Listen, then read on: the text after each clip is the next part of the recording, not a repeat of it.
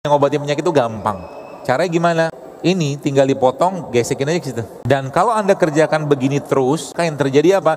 Tubuh kita akan memperbaiki dirinya sendiri. Coba itu diminum rutin tiap hari. Nanti lama-lama, insya Allah dengan pola kayak begitu, perlahan-lahan penyakitnya akan hilang dengan sendiri.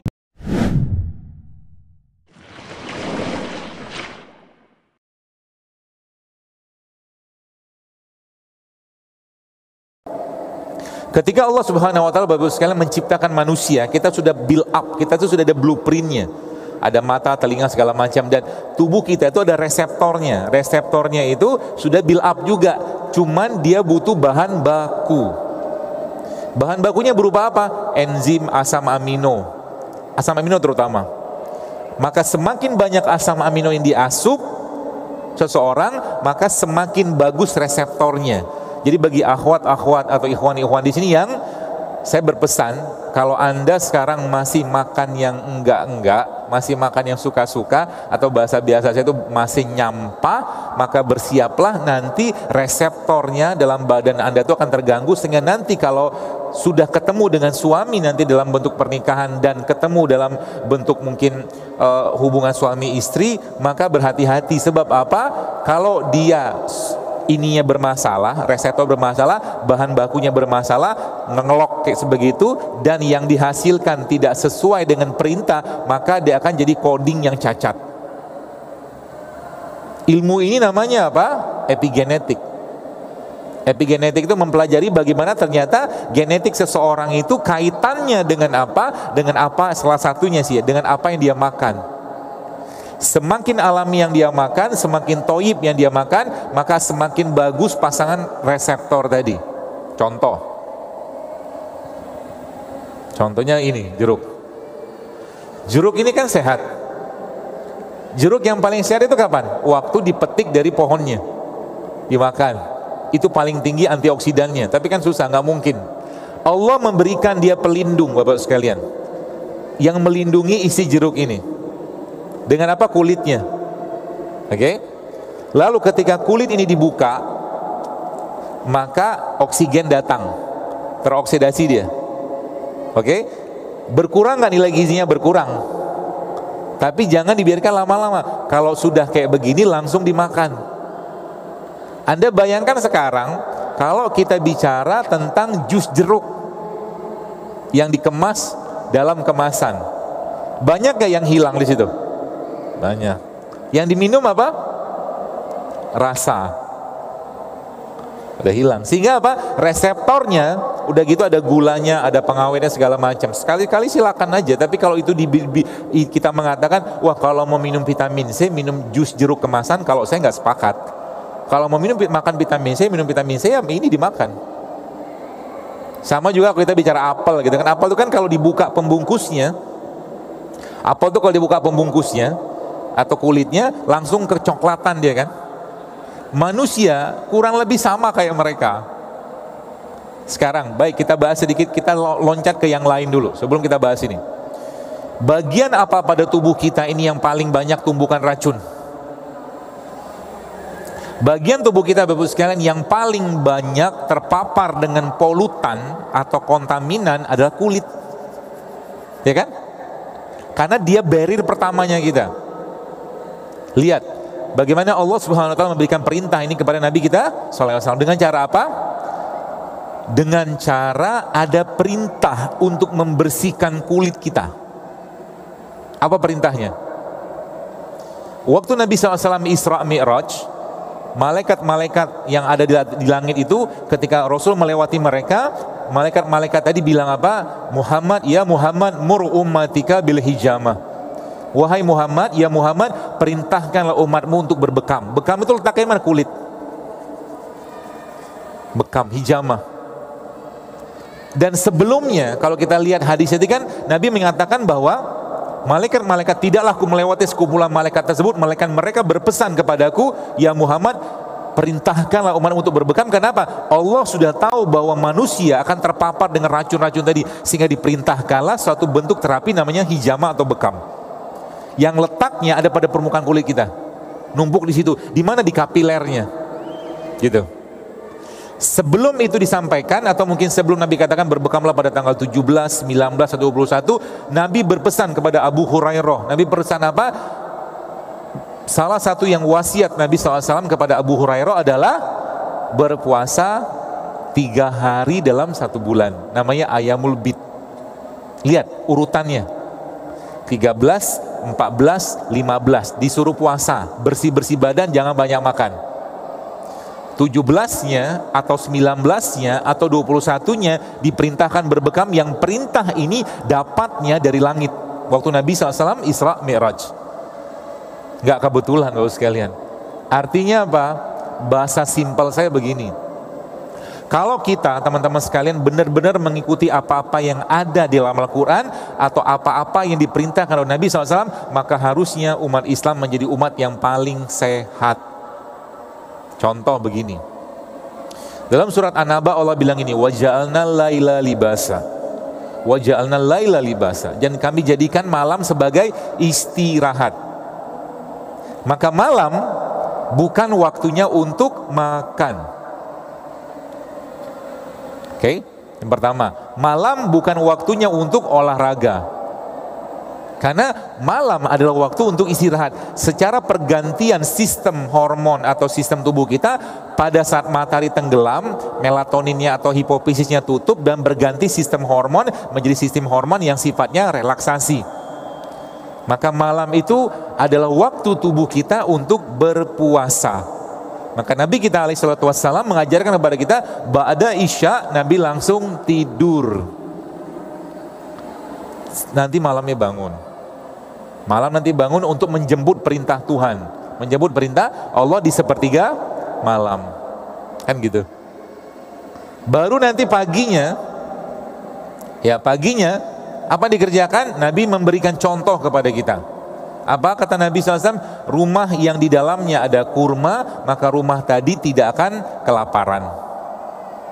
Maka sains menjelaskan bahwa ternyata orang-orang yang memiliki masalah di pencernaan, salah satu masalah tersebut adalah bagian-bagian jonjot ususnya itu meregang.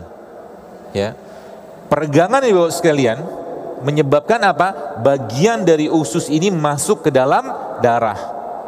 Di situ akan muncul bibit-bibit penyakit seperti autoimun, bahkan sampai kanker, bahkan penyakit degeneratif. Pertanyaannya, bagaimana cara menyambungnya dia agar dia rapat kembali? Ternyata secara saintifik dijelaskan bahwa salah satu yang diperlukan untuk menyambung mereka lagi atau menguatkan dia lagi adalah dengan mengkonsumsi ini, kurma. Ya. Kurma ini ternyata by research-nya, by science atau dengan ilmu penelitian itu, ternyata dia mengandung satu bahan yang dikenal sebagai resistant starch. Jadi dia bisa memperbaiki lagi usus tadi. Apalagi kalau kurma ini Bapak sekalian kan mengandung asam amino. Ketika Anda cemplungin kayak begini, dia jadi obat banyak hal. Dan Nabi udah contoh kan, yang teman-teman mungkin sebagian sudah praktekkan, namanya air rendeman kurma itu, air nabis. Air nabis ini boleh saya katakan air asam amino sebenarnya. Dia air asam amino, kenapa? Karena kurma mengandung asam amino. Dan enzimnya badan kita, bahan bakunya adalah asam amino. Kenapa orang, maaf saya cerita sedikit. Misalkan gini ya, kalau Anda yang makan nasi pakai gulai, dagingnya dikasih santan yang dipanaskan berulang-ulang, nasi itu namanya apa? Nasi itu nasi itulah pokoknya ya. Kenapa habis makan nasi itu ngantuk? Jawabannya apa? Karena tubuh kan tadi butuh enzim, butuh asam, bukan butuh enzim, dia butuh asam amino untuk mengolah sesuatu yang masuk. Semakin bagus asam amino yang masuk ke tubuhnya, maka akan semakin tubuh mudah mengolah makanan tadi. Itu kata kuncinya. Maka Al-Quran mengajarkan kepada kita apa? Al-Quran mengajarkan makan buah itu sebelum makan berat. Bukan makan buah itu di akhir acara. Jelas ya? Yang kita sering sebut dengan cuci mulut. Sampai detik ini pun saya tidak pernah melihat ada orang cuci mulut pakai buah. Cuci mulut ya pakai air kan. Cuci mulut ya pakai air, seperti itu. Seperti itu sekalian. Jadi teman-teman pahamilah bahwa sebenarnya itu petunjuk-petunjuk seperti sudah jelas kalau Nabi SAW. Maka Nabi memberikan petunjuk kepada kita. Baik, kalau Anda di sini, saya tanya, Bapak Ibu teman-teman sekalian pengen sehat nggak? Pengen? Buat apa? Buat kelihatan ganteng, buat kelihatan slimming, apa langsing segala macam, jangan. Saya pengen sehat supaya ibadah saya lebih baik, itu niatnya.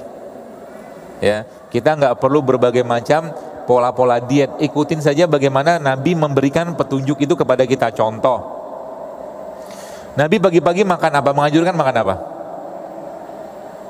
Pernah baca hadisnya? Nabi SAW pagi-pagi menganjurkan kita untuk makan kurma. Maka mulai sekarang kalau Anda ketemu kurma ajwa lebih baik, ya kalau tidak kurma biasa juga nggak apa-apa. Kurma biasa juga tidak apa-apa. Ambil berkah dari janji Nabi. Kalau ada kurma ajwa di rumah, maka pagi-pagi Anda makan kurma ajwa 7.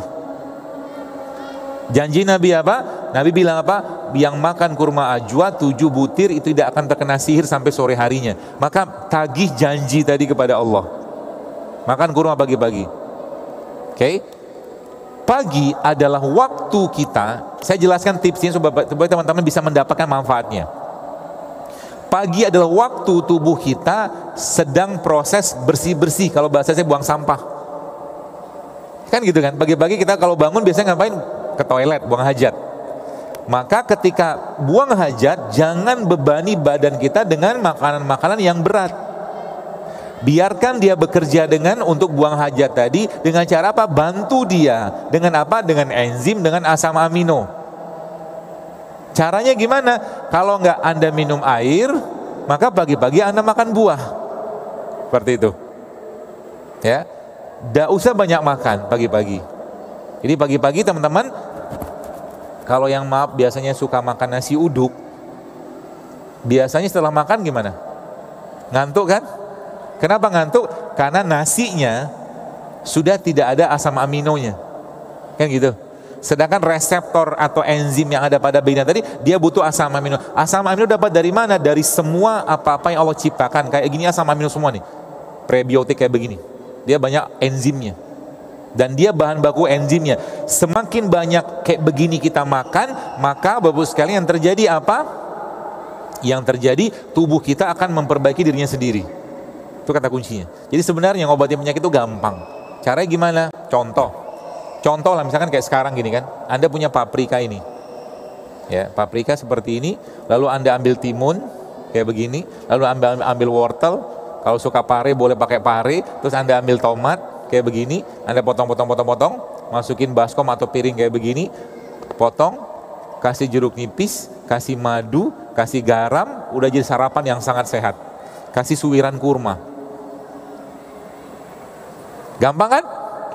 Gampang. Kenapa nggak dilakuin?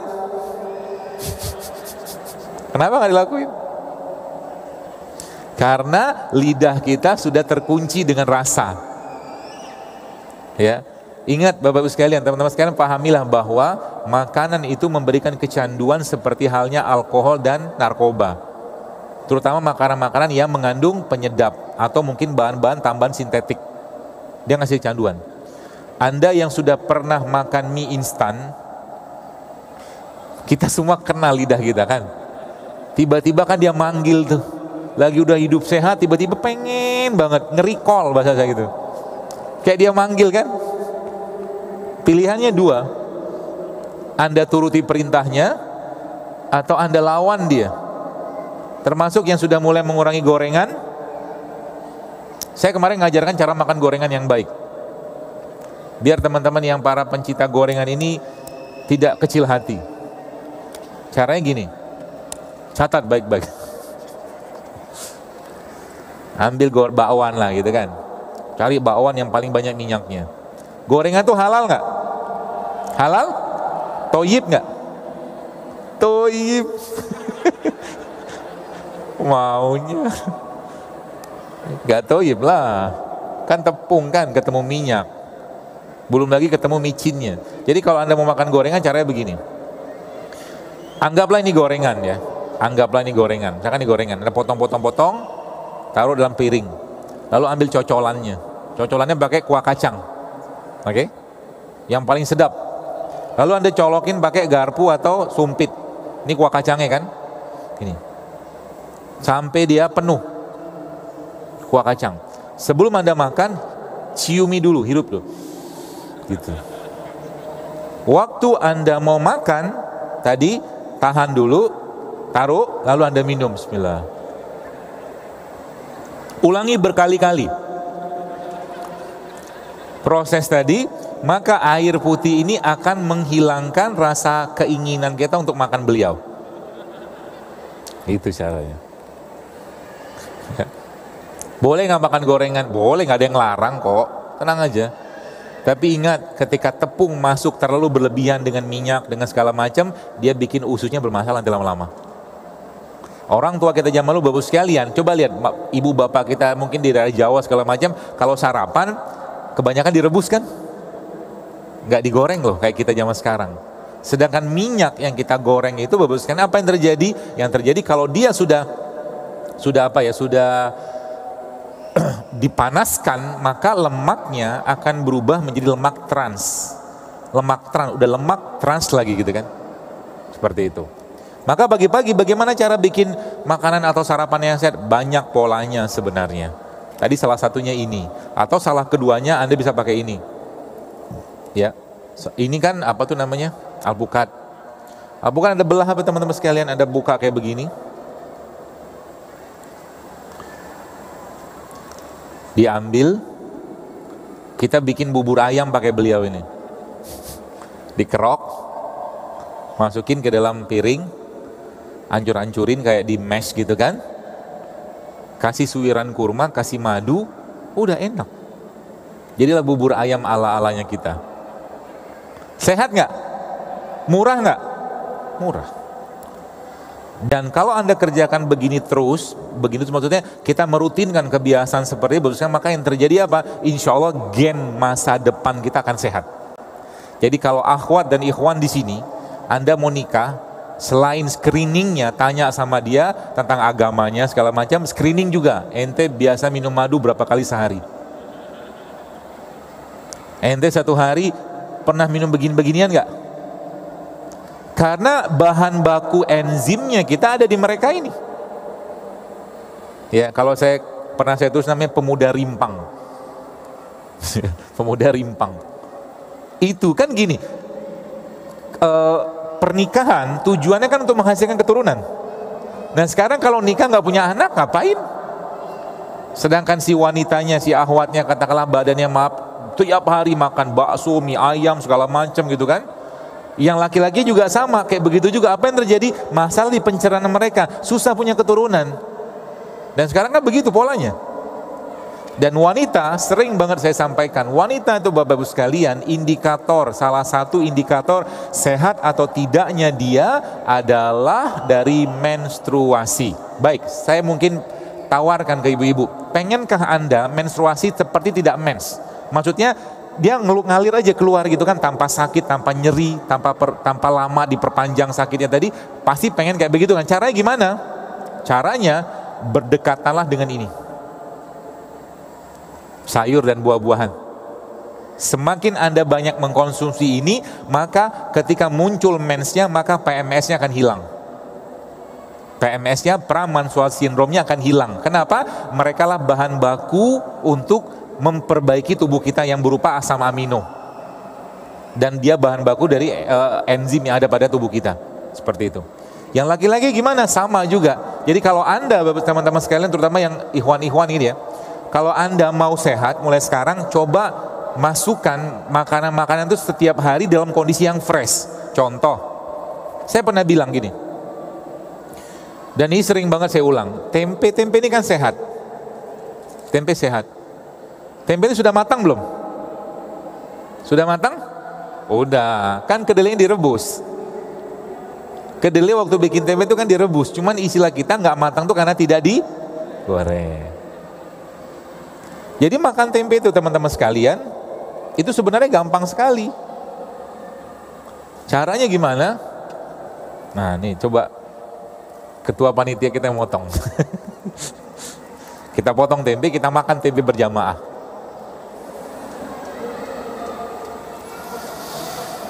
Ini kan tempe nih. Supaya tempe ini bisa memberikan manfaat yang sehat buat badan kita, maka kita kasih dia sumber asam amino yang terbaik, namanya madu. Maka tempenya kita kasih madu kayak begini. Jadilah tempe madu. Kebanyakan kalau makan seperti ini setiap hari, cukup beberapa potong saja sudah bikin Anda kenyang. Karena dalam tempe ini ada probiotiknya, ada prebiotiknya. Jadi, pahami baik-baik. Jadi teman-teman gini, ibu-ibu nih saya sarankan, coba mulai belajar ilmu cara memasak makanan yang sehat. Ya. Ada beberapa jenis pola-pola pengolahan makanan yang kalau kita tidak perhatikan di situ, maka kita akan kehilangan banyak nilai gizinya. Salah satunya adalah kalau dia digoreng. Sudah saya jelaskan bahwa tempe sebenarnya, tempe ini kan probiotik Bapak sekalian. Dia probiotik. Probiotik dia kan ada protein di sini. Coba nanti teman-teman browsing, lihat di internet, ada kata-kata namanya denaturasi protein. Rusaknya protein itu pada suhu berapa? Rata-rata di atas suhu 55 derajat, 55 derajat Celcius sudah rusak. Jadi Anda bayangkan ketika kita makan tempe goreng dengan harapan ya, kalau cuma sekedar makan doang silakan. Tapi kalau dengan harapan mendapatkan manfaat dari tempenya nggak bakal dapat. Karena sudah rusak dia. Kalau Anda yang sudah pernah mendengar bahasa atau kalimat saya bahwa salah satu makanan yang paling sehat di dunia namanya kimchi, maka Anda tidak akan pernah mendapatkan kimchi goreng. Betul? Kimchi itu kan probiotik, fermentasi kan? Artinya apa? Kalau digoreng rusak dia. Goreng pasti rusak. Maka sebenarnya dengan menggunakan ini saja, apalagi dia difermentasi dengan menggunakan ragi kayak begini, maka insya Allah kita akan dapatkan sumber-sumber probiotik yang paling baik. Dan ada satu lagi Bapak sekalian, probiotik itu makanannya prebiotik. Probiotik makanannya prebiotik. Jadi probiotik itu makanan yang fermentasi. Oke? Salah satunya tempe kan. Prebiotik itu apa? Makanannya bakterinya tadi. Dapat dari mana kita? Dari semua jenis sayur-sayuran dan buah-buahan. Terutama sayur. Jadi kalau Anda makan kayak tadi itu, kan Anda teman-teman yang nyobain tadi makan tempe pakai madu tadi, jangan lupa habis itu Anda makan sayur.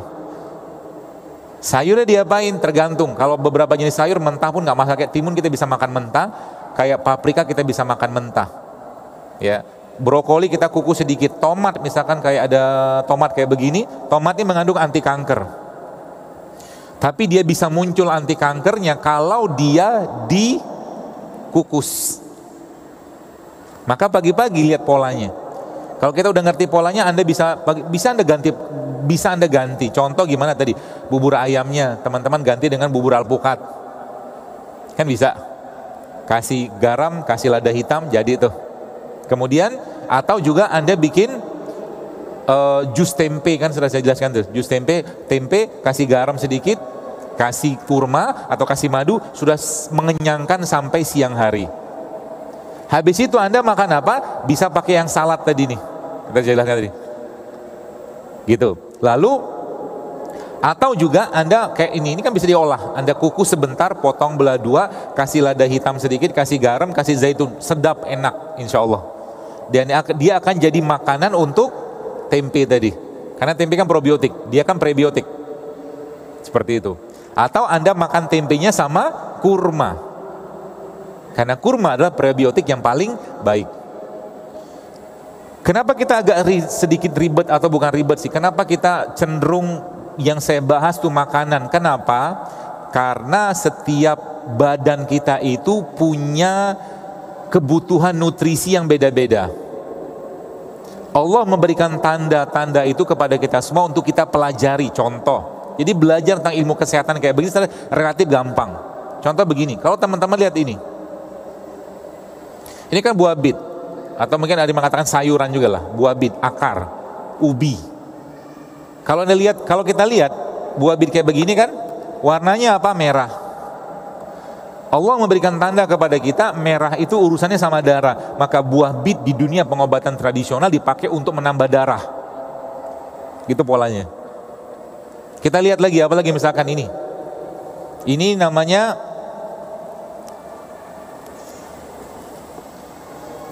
kunyit. Warnanya apa? Kuning.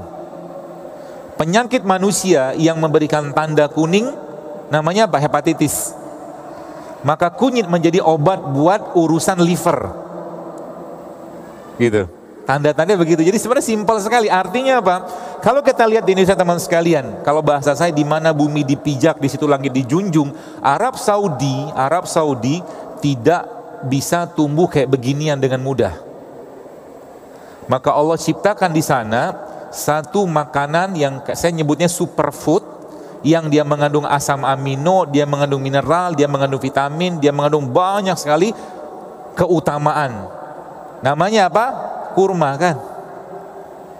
Maka dalam kurma ada keberkahan. Tapi di negeri kita dia nggak tumbuh, bisa kita impor. Maka Allah menciptakan negeri ini yang bentuknya, coba teman-teman lihat. Ini kan kencur nih. Bentuknya apa? Nggak beraturan. Jahe misalkan bentuknya nggak beraturan, kayak begini, kayak akar. Maka mereka ini Bapak sekalian, secara saintifik memang punya peran sebagai anti kanker. Belajarnya begitu.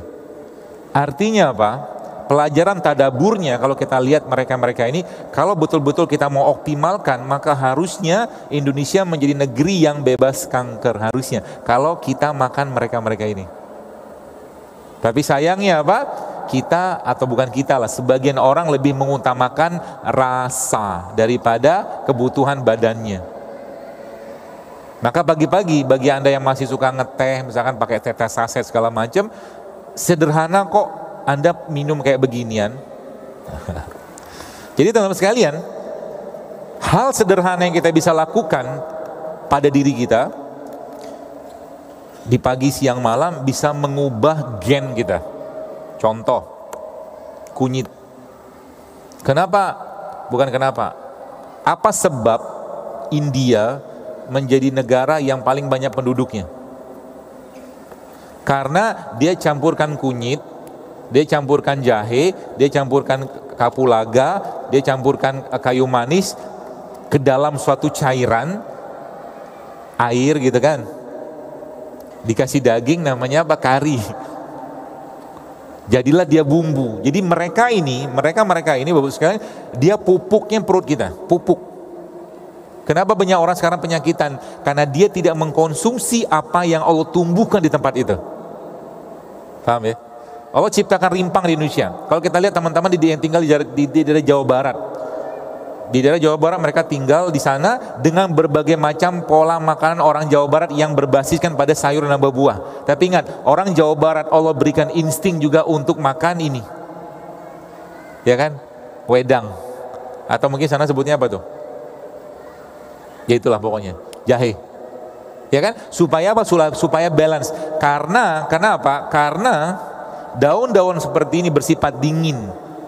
Allah ilhamkan kepada mereka untuk makan ini sehingga ketemu dia. Seperti itu.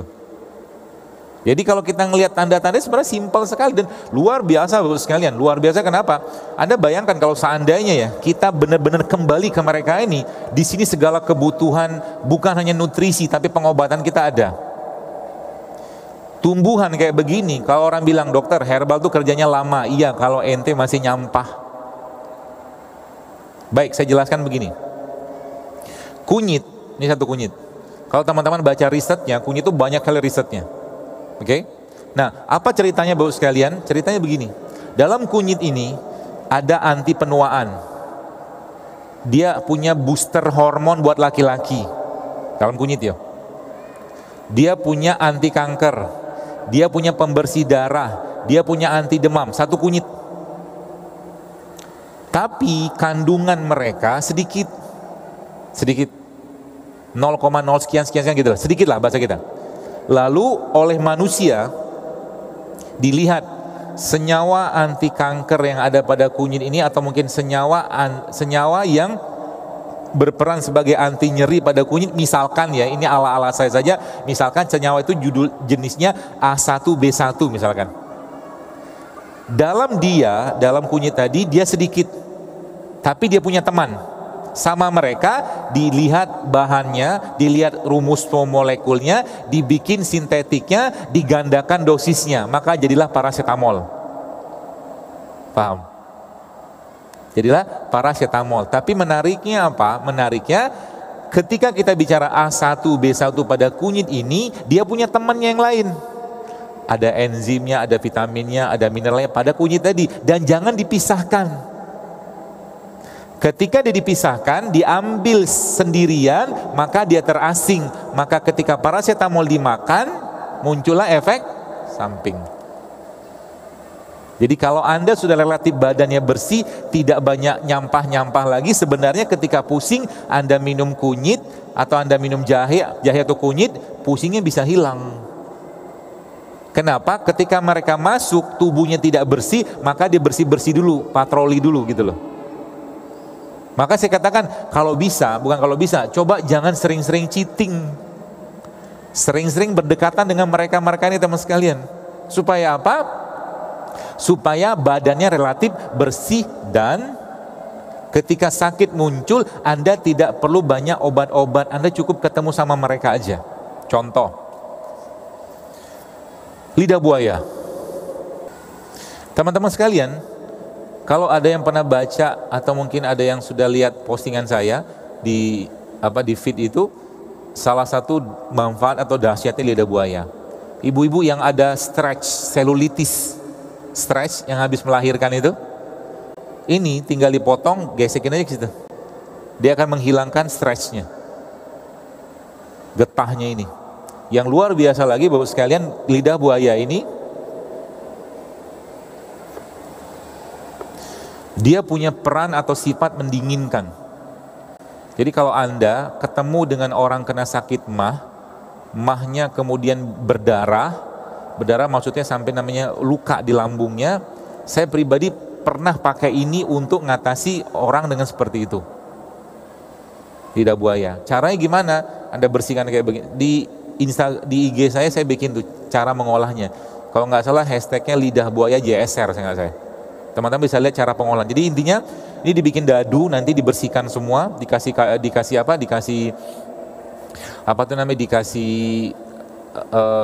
kapur untuk menghilangkan itu lengket-lengketnya tadi, atau mungkin Anda bisa kasih air panas, lalu Anda minum ini dengan wedang jahe. Kalau lagi luka lambungnya, nggak usah pakai jahe, tapi ini saja kasih madu. Dia akan bisa menghentikan perdarahan, termasuk kalau lagi ada perdarahan, ini diambil, dihancurin, tempelin ke tempat perdarahan, dia bisa menghilangkan perdarahannya. Lidah buaya. Ini saya katakan, kalau kita memahami konsep-konsep ini, maka ada satu kata-kata, jadikan makanan sebagai obat dan obat sebagai makanan. Apa yang kita makan mulai sekarang, pikir baik-baik, dia bikin masalah atau bikin sakit. Ya, yang kita makan itu bikin masalah atau bikin sakit. Kalau bikin sakit, jangan makan, gitu. Kalau bikin sakit jangan makan. Sayang Pak Bu, tubuh kita ini diciptakan Allah, atau kita diciptakan Allah untuk apa? Untuk beribadah. Ya, maka jangan sering sakit-sakitan. Kalau kita sering sakit-sakitan, besar kemungkinan banyak hal-hal yang kita langgar yang berkaitan dengan pola-pola tadi, gitu. Lihat aja apa yang dimakan, termasuk juga pernah ada seorang jamaah ya, akhwat, dia bertanya ke saya, dia tanya, dokter apa obat kista? Dia tanya gitu. Terus sebelum saya bilang, sebelum saya jawab itu, saya bilang, ibu sebelum kena ini atau mbak sebelum kena ini, mensnya bermasalah enggak? Ternyata benar. Semua kista, semua PCO, semua endometriosis, semua tadi mulainya dari mens yang bermasalah. Laki-laki dia tidak mens, tapi laki-laki masalah mereka adalah di pencernaan salah satunya. Ya, laki-laki yang terlalu banyak mengkonsumsi tepung, laki-laki yang terlalu banyak mengkonsumsi minyak, gula dan makanan-makanan tinggi karbo sederhana, maka dia akan jadi laki-laki yang lemah, fisiknya lemah. Ya, maka bagi Anda yang maaf sekarang yang mungkin kelebihan berat badan, coba turunkan. Ya, coba turunkan. Dengan cara apa? Jangan lagi masukin karbo yang banyak ke badannya.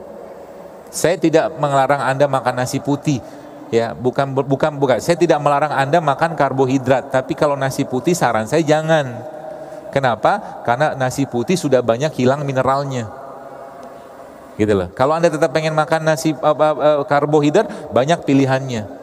Ya, beras merah, beras hitam, beras coklat, ya alpukat katakanlah sebagai salah satu sumber protein juga nggak masalah. Ya, atau apa tuh namanya? Ada yang produk dari luar namanya quinoa itu juga bisa. Atau kalau nggak shiratake juga bisa. Atau nggak sorghum juga bisa. Kemarin saya ke Bandung, di Bandung itu sama salah satu tempat di sana tuh saya dikasih lontong. Dikasih lontong yang pakai kuah, tapi kuahnya santannya sedikit, tapi lontongnya dibikin dari lontong sorghum. Dan ternyata enak banget ke perut, nggak kembung. Dan akhirnya di pencernaan saya juga sangat-sangat nyaman sayanya. Ya, jadi teman sekalian, Allah menciptakan semua ini tidak lain tidak bukan untuk kebutuhan kita. Ya, maka jadikan mereka sebagai kebagian, jadi bagian kita seharian. Ya, kayak misalkan kita tadi cerita tentang ada terakhir yang saya pernah sebelum sesi ini berakhir, ini kan lengkuas. Ya, nanti teman-teman coba bikin ramuannya di rumah dan lihat apa efeknya ke badan. Jahe, ketemu kunyit, sedikit lengkuas, sama sedikit serai kalau ada. Dikasih air panas, nanti dikit-dikit aja, nggak usah banyak-banyak. Ya, setelah dia agak hangat, disaring, dikasih jeruk nipis. Peres jeruk nipisnya, masukin ke situ. Lalu setelah itu selesai, Anda blender sama kurma. Blender sama kurma yang dibuang bijinya. Ya, saya menyebutnya ala-alanya saya, ini resep stem cell-nya ala-alanya kita. Apa tadi? Kunyit, jahe, lengkuas, serai, jeruk nipis, di blender sama kurma. Manisnya dapat dari kurma nanti insya Allah.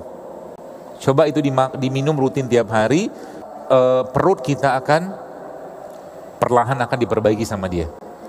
Yang susah BAB segala macam, perlahan-lahan dia akan perbaiki dengan itu insya Allah. Jadi kunyit, jahe, serai, lengkuas, jeruk nipis sama kurma. Seperti itu. Ya. Jadi pola-pola seperti ini yang kita perlu zaman sekarang teman-teman. Setiap kita mulai membiasakan mereka ini Bapak Ibu, maka yang terjadi apa? Tubuh kita udah terbiasa dengan itu dan kita sudah familiar dengan rasa mereka yang benar. Kita sudah tidak mau banyak lagi mengkonsumsi yang aneh-aneh. Ya. Simple sebenarnya. Ya, bagaimana simpelnya? Contoh misalkan kayak begini. Jeruk seperti ini, pagi-pagi Anda mulai konsumsi, misalkan Anda mungkin bisa pakai, bisa diinfus mungkin, atau mungkin teman-teman peres, kasih air hangat sedikit, kasih madu, kasih garam, diminum pagi-pagi sudah bisa banyak mengubah hal ke badan kita. Karena isi mereka apa? Asam amino kan? Ya. Jadi kalau pagi-pagi kita lihat, kenapa pagi-pagi indikatornya? Kalau pagi-paginya sudah bermasalah di makanan, maka sampai siangnya kita akan berat. Maka benerin paginya, betul kan? Pagi-pagi sudah bermasalah, itu beratnya luar biasa. Saya dulu penggemar lontong Padang, serius. Ketupat Padang itu saya suka. Tapi sekarang kalau saya makan dia, saya ada rules-nya saya makan. Yang saya makan apa? Kalau saya cari lontong Padang, maka saya akan cari lontong Padang yang pakai daun apa tuh? Daun apa tuh ya? Pakis. Saya akan cari daun pakis dan saya minta banyakin daun pakisnya. Kan saya butuh rasanya kan. Saya makan dia banyak-banyak, habis itu lontongnya usah banyak-banyak, beberapa potong aja, 1-2 potong cukup. Makan telurnya. Itu makan lontong Padangnya kita. Ya, kecuali abang lontong Padangnya, si udahnya bisa bikin lontong dari sorghum. Kalau ada kita beli nanti. Karena kalau udah pakai nasi repot lagi, apalagi misalkan mereka bikin lontongnya pakai plastik, lebih repot lagi kita urusannya. Terakhir, Bapak sekalian, saya kemarin sempat dapat rilis satu berita di TV. Di situ jelaskan bahwa ternyata banyak banget namanya mikroplastik. Ada dapat berita itu kan? Mikroplastik yang ada pada air-air kemasan. Jadi dalam badan kita zaman sekarang ini, manusia kayak kita begini, mungkin banyak banget timbunan logam berat, timbunan plastik. Maka panitia kan nyuruh kita bawa tumbler kan. Mulai kurangi plastik, terutama minuman-minuman, apalagi kalau sudah minuman kemasan, air mineral kena panas, cocok. Ya, jangan biasakan makanan-makanan yang dibungkus pakai plastik panas. Ya, dia akan menjadi pengganggu reseptor badan kita. Ya, menjadi pengganggu. Pengganggu seperti apa? Nanti dia bikin kacau ke badan. Ya, bagi Anda yang masih suka nongkrong, ketemu sama teman kalau saya berpesan, jangan nongkrongnya di restoran-restoran fast food. Ya. Nongkrongnya di mana? Di kedai pecel. Atau warung pecel, lebih sehat. Kita perlu menciptakan tempat-tempat yang kita bisa nongkrong sehat kan gitu. Sebab apa? Kita bicara generasi, Pak, Bu. Generasi ke depan kalau pola makan kita kayak begini, Masya Allah. Kemarin saya baru dapatkan WA dari seorang teman, dia cerita ada wali murid mengabarkan ada anak wali murid yang lain itu meninggal karena diabetes umur 7 tahun. Coba. Dan dicek ternyata anak ini suka banget minum minuman kemasan yang mengandung gula tinggi yang banyak dijual di toko-toko swalayan seperti itulah. Kalau kita sudah sakit, pertanyaannya mereka pedulikan atau bertanggung jawab nggak dengan kita? Nggak bertanggung jawab. Boro-boro. Yang mereka pikirkan apa? Bagaimana produk mereka bisa terus dibeli orang dengan cara apa? Dikasih rasa yang enak segala macam dengan bentuk yang enak, tapi belum tentu sehat. Kesehatan adalah tanggung jawab kita, dan mulai sekarang jangan jadikan kesehatan sebagai cuma lifestyle, tapi jadikan bentuk rasa syukur dan ketaatan kita kepada Allah. Sehingga nanti kalau teman-teman dengan niatan seperti ini karena Allah, minum madu, minum jahe, minum kunyit dapat pahala. Gitu maunya. Hatta cuma sekedar air putih kayak begini, karena niatnya sudah karena Allah, maka Anda minum air putih, ya Allah semoga dengan air putih ini Engkau membersihkan sampah-sampah atau toksin-toksin di badanku, maka Allah akan bersihkan, dapat pahala. Ya. Dan ingat, Islam memberikan cara yang mudah untuk hidup sehat. Ya. Cara yang mudah untuk hidup sehat dengan cara apa? Fattabi'uni, kata Rasulullah. Kata Allah dalam Al-Quran, ikutin aku, kata Rasulullah. Kata Allah, ikutin aku itu maksud ikutin Rasulullah. Bagaimana Nabi makan, bagaimana Nabi minum, bagaimana Nabi tidur, ikutin semua. Judulnya kan cinta Nabi kan. Ya. Sering saya lihat sekalian di majelis-majelis seperti ini, kadang-kadang orang khilaf dan terus berulang seperti apa? Nabi mengajarkan kita untuk hidup atau makan atau minum dengan tangan kanan, maka makan dengan tangan kanan, minum dengan tangan kanan, jangan pakai tangan kiri. Kenapa? Satu hal kecil yang dikerjakan terus-menerus akan membuat kita lupa atau terbiasa dengan hal kecil, sehingga hal besar dikerjakan tidak ada masalah lagi. Gitu maksudnya. Ya, sunnah-sunnah Nabi maksud saya. Maka jaga baik-baik, sebab apa? Agama kita sudah agama yang paling perfect, paling sempurna. Ya, maka ikutin saja pedoman-pedoman tadi, insya Allah kita akan selamat dunia akhirat. Waktunya makan, waktunya tidur, waktunya puasa, seperti itu aja. Mengerjakan rukun Islam itu dengan sempurna, dengan baik, maka insya Allah sudah cukup. Ya, nggak perlu macam-macam sebenarnya kalau mengikuti itu aja dan dikerjakan dengan baik dan benar. Maka jaga diri baik-baik, Bu sekalian, ya, terutama urusan kesehatan ini. Ya, saya nggak tahu di sebelah sana kan juga banyak makanan, tidak apa-apa, entah ada yang sehat atau tidak itu terserah masing-masing. Tapi kita perlu milih, Bu saya. Ya, kalau tidak terlalu sehat, jangan terlalu sering dimakan. Kalau sehat, silakan makan sering-sering. Jadi ada rulesnya. Boleh nggak makan nggak sehat? Boleh sekali-sekali. Makan yang kurang sehat? Boleh sekali-sekali. Tapi lebih banyak makanan yang sehat. Contoh. Sudah tahu misalkan nasi goreng sehat nggak? Sekali-kali boleh, setahun sekali, 6 bulan itu kan nggak apa-apa. Ya. Kecuali abang penjual nasi gorengnya sudah bikin nasi goreng sehat. Kira-kira nasi goreng sehat caranya gimana? Bisa nggak? Bisa. Caranya gini, nasi dikukus, nasi ditanak gitu kan, di magic jar gitu kan, magicom gitu kan. Lalu Anda potong bawang merah, bawang putih, sama cabai sedikit. Oke? Lalu kasih minyak zaitun, kasih lada, kasih garam. Kemudian yang tadi bumbu tadi itu Anda campurin ke nasinya. Kasih suiran kurma sedikit, kasih kismis sedikit, jadi nasi goreng. Tapi yang tidak digoreng. Kan judulnya tidak usah banyak-banyak minyak, ya. Stop minyak. Kita sudah terlalu banyak minyak masuk, betul? Tandanya apa? Mukanya berminyak. Ya.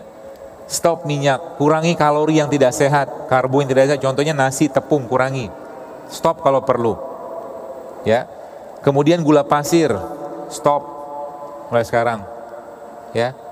Terus apa lagi? Ya itu tadi, tepung, minyak, gula sama nasi putih. Bukan saya melarang makan karbohidrat ya. Bukan. Tapi maksud saya kurangi karbo yang tidak sehat. Contohnya nasi putih. Ya, kurangi. Nanti lama-lama badannya akan memperbaiki dirinya sendiri. Sebab apa? Yang tadi saya sebutkan tadi, dan terus-menerus saya ulang Bapak sekalian supaya mengingatkan Anda, supaya apa? Semakin banyak mereka masuk ke badan kita, semakin berat untuk dicerna. Seperti itu. Ya.